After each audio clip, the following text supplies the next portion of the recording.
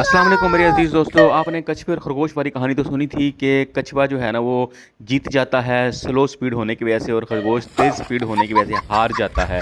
इसी तरह आपने कुएं में गिरी हुई कीड़ी की भी कहानी सुनी होगी कि वो बार बार चढ़ती है, बार बार चढ़ती है, नीचे गिरती है, बार बार चढ़ती है, नीचे गिरती है और आखिरकार वो ऊपर चढ़ने में कामयाब हो जाती है। आज इस 2025 में इस कुत्ते वाली मिसाल भी सुन लें कि ये कुत्ता भी सीढ़ी पे चढ़ने की बार बार कोशिश करता है, बार बार गिरता है, बार बार चढ़ने की कोशिश करता है, बार बार गिरता है, आखिरकार ये कामयाब हो ही जाता है। तो ये 2025 के अंदर एक नई मिसाल बन गई जी कुत्ते वाली कहानी।